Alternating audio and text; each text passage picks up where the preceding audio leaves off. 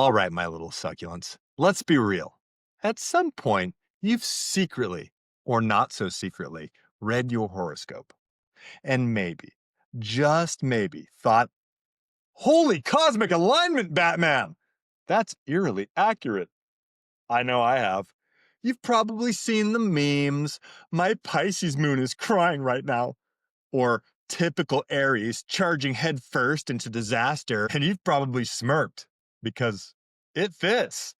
Tonight, we're diving deep into the celestial spaghetti of the Zodiac. Forget the idea that it's just woo-woo, crystal-gazing nonsense. We're going beyond proof. We're going into the psychology of why it feels so freakishly correct. We're talking brain science, pattern recognition and perception, the infamous Barnum Effect, and how understanding your cosmic fingerprint can actually give you a competitive advantage in this chaotic life. So whether you're a fiery Leo or a grounded Taurus, stick around, because by the end of this, you might just realize your birth chart isn't just a party trick. It's a psychological cheat sheet, baby. Succulents, let's grow.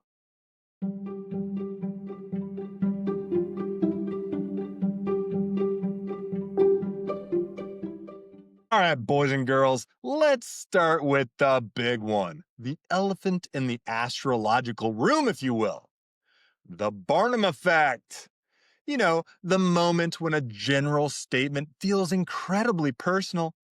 You sometimes doubt yourself, but deep down, you know you have incredible potential. Well, my friends, Barnum's statements are psychological booby traps, my dudes. Look, they are so broadly applicable that almost everyone can find themselves in them. Come on now.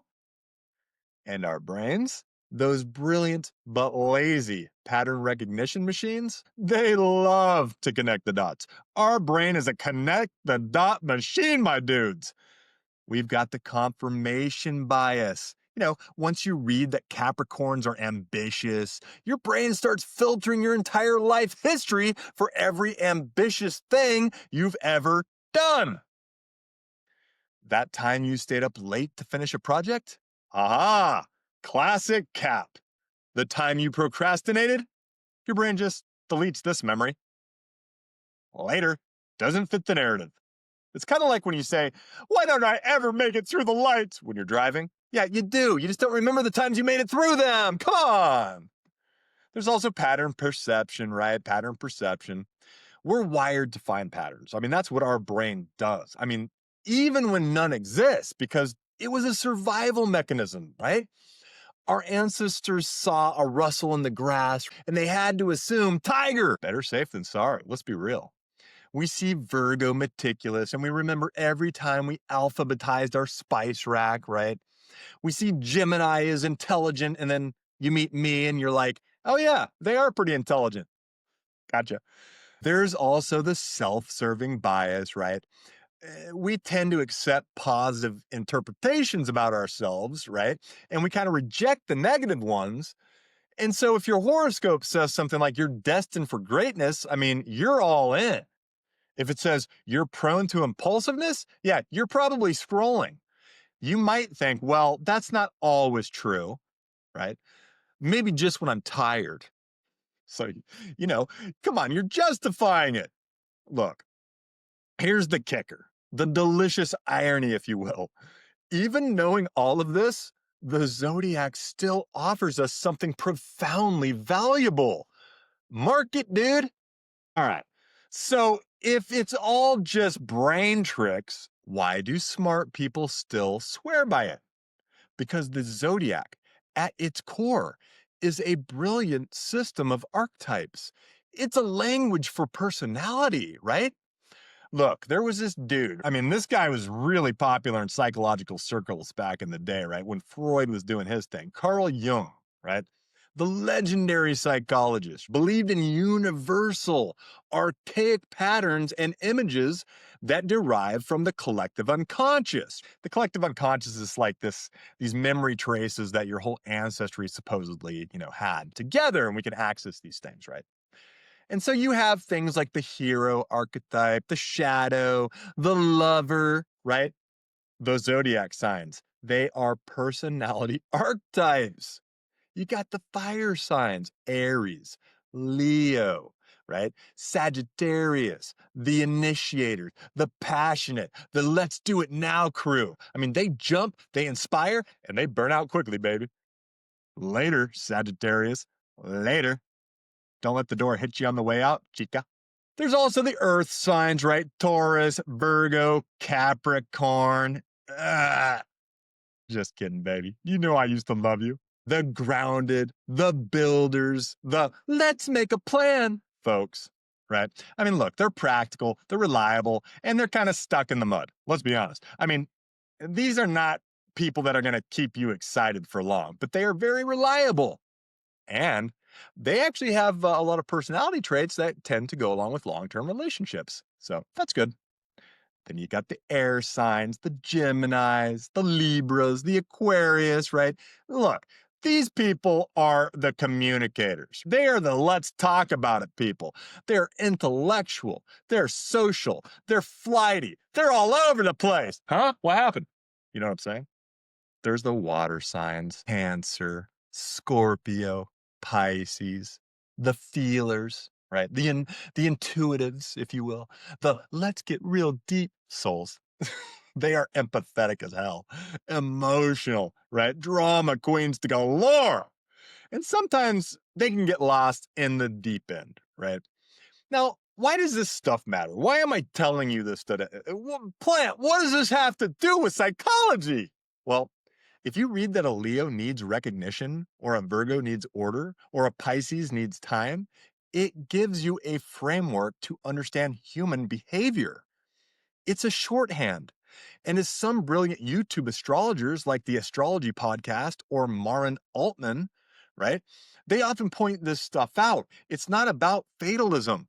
It's about tendencies, right? And so these are people who are using astrology the right way. So if you're into this stuff, I suggest you look at them. It's about understanding our default settings, right? If you know you're an Aries who tends to jump into things without thinking, right? I mean, that awareness itself is a superpower. I mean, you can pause, you can plan, you can override the cosmic programming. Am I right, my dudes? You're right, my dudes. To really use this for your own life advantage, I mean, we have to look past the sun sign surface, right? You aren't just one thing, right? Your personality is a cocktail, baby. And the elements are your base spirits. Again, the fire signs, right? Psychologically, they're the high arousal seekers. In terms of executive functioning, right? They have a massive go system, but a very sensitive stop system. They are the engines of the world. In Aries, they're the initiators, pure, unadulterated willpower, if you will. The Leos, right? They are the stabilizers. They are the fixed flame that seeks social validation, leadership, things like this. I like me a Leo. There's the Sagittarius, the explorers, where that spreads. They seek meaning, expansion. If you're fire heavy in your chart, right, you don't lack discipline. You probably lack stimulation. You don't need a to do list. You need a mission that keeps your dopamine levels high. Come on, man, hack this stuff. The earth signs, these are your sensory stabilizers. They process the world through tangible results. I talked about this a few minutes ago. Taurus specifically is more about conservation, right?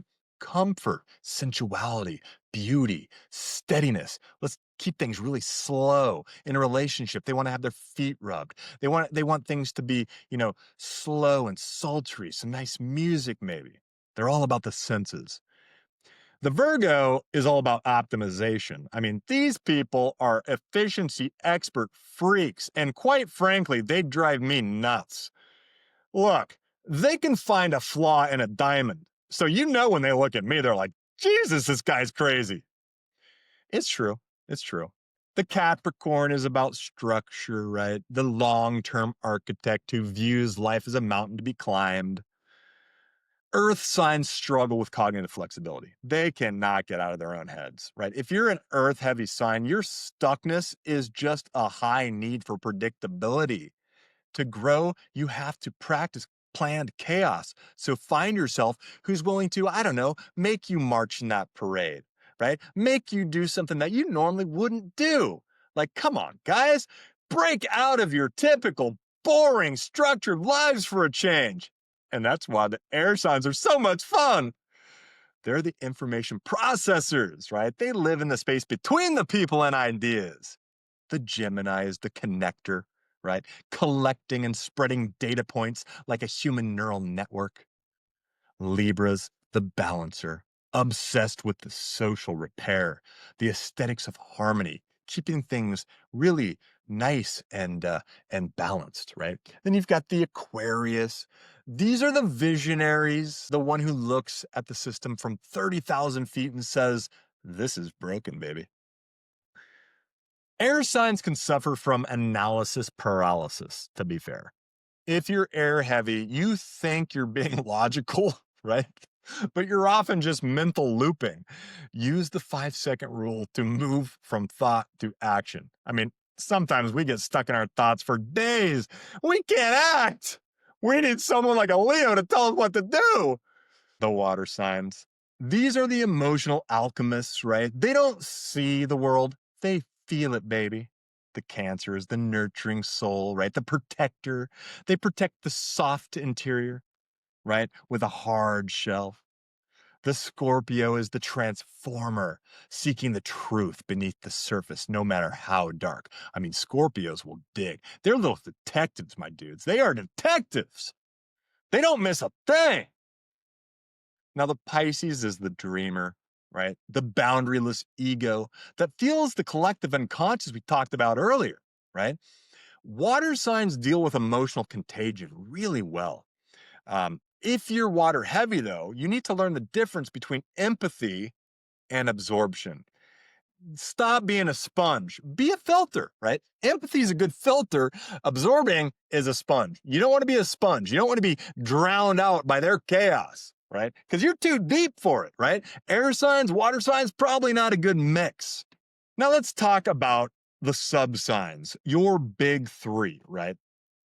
This is where the Barnum effect, right, really starts to look more like a DNA test, right? Your sun sign is your ego goal. It's what you're trying to become. If you're a Leo, for instance, a Leo sun, right, your brain is wired to seek center stage. But your moon sign, that's your internal regulation system. It's how you handle stress when the lights go out. If you have a Leo sun, but a Scorpio moon, you want the spotlight, but you're secretly terrified of being vulnerable once you get that spotlight. And that's a classic psychological conflict of approach avoidance. There's a positive, you're the center of attention, right? But there's the avoidance part, the negative, right? Oh my God, I'm gonna have to share stuff with people I don't know. Then you have your rising sign, the ascendant. This is your social mask. It's your front end interface, if you will, right? It's how you package yourself in the world. How to use this for your advantage, right? If you're hiring someone, right? Don't just look at their resume. Look at their vibe, right? A Virgo rising person is going to show up early with a color-coded binder. A Sagittarius rising, right? This person is going to show up 5 minutes late with a great story about why they're so late. You can use these archetypes to build self-efficacy. Instead of saying, I'm just a lazy person, you can say, my Taurus moon is seeking comfort right now because I'm emotionally overstimulated. I need to give myself 20 minutes of sensory rest so I can get back to work. Yeah, okay, Taurus. You're using the language of the Zodiac to perform cognitive reframing, my dudes. Psychology and the Zodiac combine. You know what I'm saying? Look, it is the ultimate life hack for your personality, succulents. Get on it today. Or don't. I don't really care. I'm just teaching you guys stuff because this is what I do. This is what I like to do. And I do it well, baby. Or I don't. But you keep listening, because maybe you're dumb. So how do you use this woo-woo brain science to our advantage, right? Think of your birth chart not as prophecy, but as a detailed user manual for you. Self-awareness, oh, that's why I do that moment, right? Understanding your sign, your core identity, moon sign, your emotional needs, rising sign, how the world sees you, right? This can give you incredible insight. Now, again, it's not perfect, but nothing ever is, right? If you're a perfectionist Virgo with a chaotic Gemini moon, suddenly your inner conflict makes sense, right? You're all over the place because your zodiac energies are basically in conflict, right? You can stop beating yourself up for being two people and start leveraging both sides. That's the key. Leverage. You can take what used to be seen as a weakness and turn it to your advantage. And this is what we do here on Planting Thoughts, my dudes. That's all we do. We learn the psychology of life to improve it. There's relationship intel from this stuff. Let's be honest. We've all dated that person. If you know a double Scorpio is going to be intense, loyal, and demand deep intimacy, you either lean into it or run screaming from it. I'm running. Maybe not, baby. If you're a free-spirited Sagittarius, trying to pin down a commitment-obsessed Capricorn, you can either adjust your expectations or just not. You can also use it for strategic planning, life hacks for your chart, basically. If you know your Mars, drive and action, is in a slow, steady sign like Taurus, don't expect yourself to launch a startup overnight.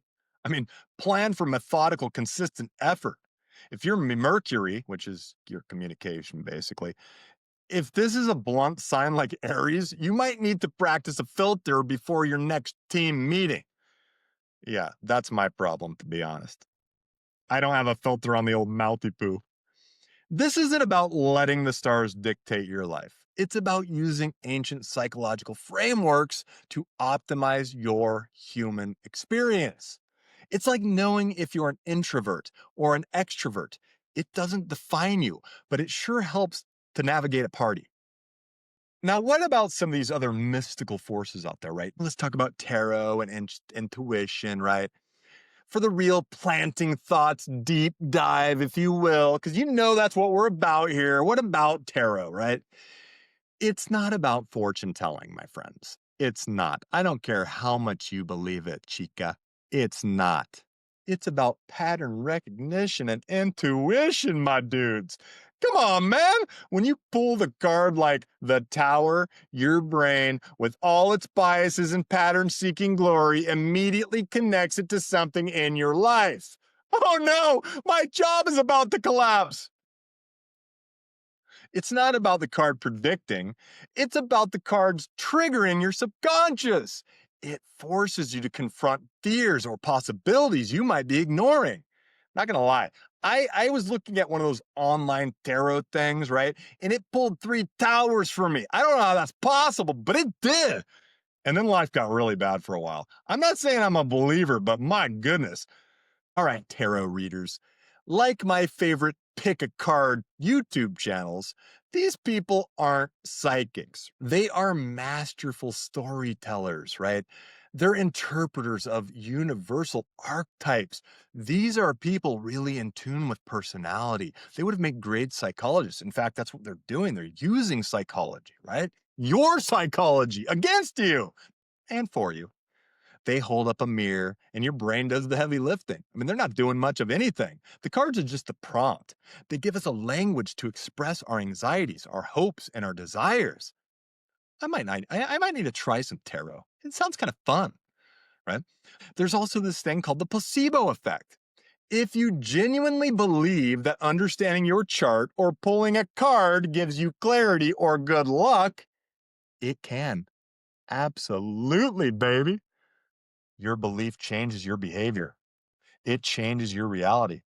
It's not magic. It's the power, the incredible, outstanding power of that little guy right there. Your mind. I love you, succulents. All right, look, at the end of the day, whether the planets are actually whispering to your neurons or if it's basically just a sophisticated choose your own adventure for your ego, Does it really matter? What matters is the clarity it brings. The zodiac isn't a cage, it's a map. It's a way to categorize the infinite chaos of human behavior into 12 manageable little buckets. Ooh, sexy. It gives you a way to talk about your shadow self, that Jungian concept that we talked about a minute ago. And you do it without the shame of a clinical diagnosis, my guys. I mean, I'm with a therapist right now, and it ain't fun. Sorry, doc. If you want to dive deeper into the science of habit formation and building that unshakable confidence, make sure you go check out my other channel, Plant the Spark, baby. We talk about the literal how-to of changing your brain's architecture over there.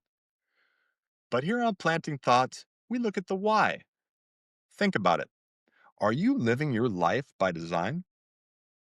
Or are you just reacting to the gravity of your own habits?